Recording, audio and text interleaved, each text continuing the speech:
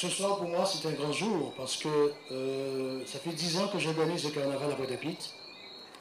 Et j'ai participé à 6 symposiums au niveau de la région pour effectivement parler sur le carnaval et arriver à faire un carnaval unitaire en Guadeloupe et aussi labelliser le carnaval. Aujourd'hui, nous avons eu quelqu'un qui a été élu et nous a écoutés et pour pouvoir nous rassembler ce soir pour faire l'inauguration de ce local de l'ECG. Donc, je demande quand même de l'applaudir cette personne parce que 6 ans qu'on a fait ce symposium et il a fallu qu'il arrive à la région ce moment pour le faire. Un applaudissement pour M. Lurel, s'il vous plaît.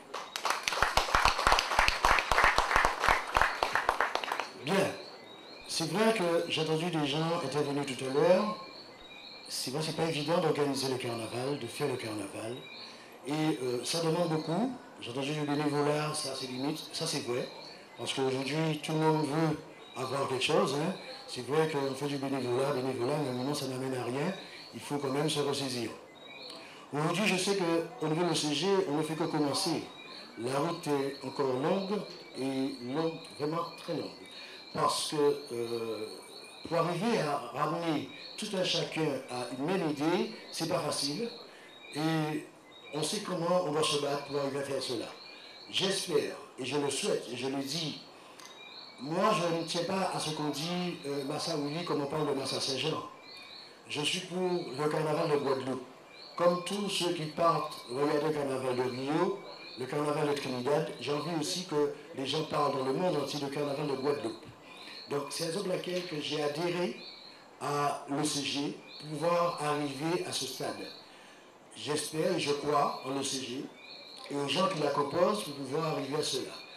Donc on compte aussi pour vous qui êtes là et les absents aussi pour nous aider à le mettre en place parce que c'est pas facile, il y a un long boulot. Nous au départ on n'avait pas tellement pensé à ce travail qu'il y avait, mais au fur et à mesure que nous avançons, nous constatons que effectivement il y a du boulot. Donc il y a un truc que je dis souvent, le carnavalier à lui-même, c'est le seul artiste qui paye pour se faire voir. D'habitude c'est le spectateur qui paye pour aller voir l'artiste, mais là c'est l'artiste qui paye pour se faire voir. Et je dis souvent, à Lurel, le champagne est en promotion, le whisky en promotion, et pendant le carnaval, les tissus, les garnitures sont en augmentation, pardon. Voilà. Et c'est vrai. Donc ça représente un coût pour les carnavaliers. Aujourd'hui, je souhaite effectivement, au niveau de l'OCG, qu'on travaille. Déjà, le but premier, c'est de labelliser le carnaval Guadeloupe, et j'espère qu'on y arrivera. Et deuxièmement, que les carnavaliers aussi se retrouvent à travers les dépenses qu'ils effectuent pendant cette période pour se faire belle dans la rue, qu'on puisse les voir. Parce qu'il y a plein de gens qui prennent des photos, qui filment et qui revendent après. Le carnavalier, il n'a rien. Donc il faut qu'on arrête à ce truc-là, il faut qu'on arrive. L'année dernière, enfin cette année, au début d'année, j'en ai parlé sur les ondes, notamment à Pointe-à-Pitre, de faire payer la zone jury. J'ai entendu tellement de mots. On m'a même appelé pour me dire le petit mot de guadeloupéen. Mais enfin, vous savez, personnellement, je suis habitué, mais il faut savoir, Bastère, à petit temps, il a mis en place des tribunes dans la zone concours, on paye, et des fois, il manque même des places. Donc, il faut savoir aujourd'hui, quand on va voir un sponsor, il nous raconte la crise, tout le monde est sur la crise. Mais il faut que ça arrête. Donc, systématiquement, on est obligé de grappiller un peu partout où on peut grappiller, il faudra qu'on grappille.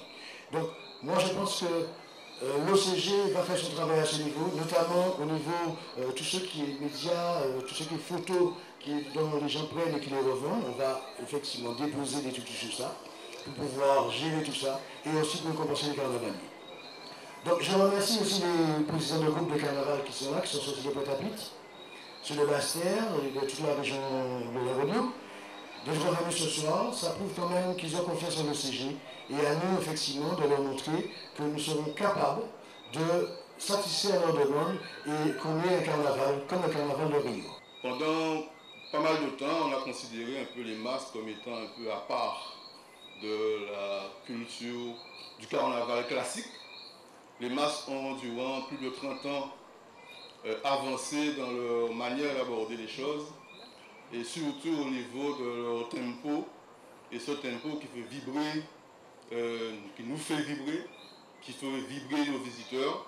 Aujourd'hui, après une trentaine d'années, après les grands événements des années 80, où nous participons activement à l'Office du Carnaval de Guadeloupe, au Carnaval de Guadeloupe, dans le sens suivant, où nous considérons cet instrument ou le Carnaval comme faisant partie du développement, un outil, un moyen, un aspect, une dimension du développement de la Guadeloupe. Développement au sens de la valorisation de nos pratiques, de nos traditions, et aussi un peu la mise en synergie de cette dimension traditionnelle avec un peu la modernité.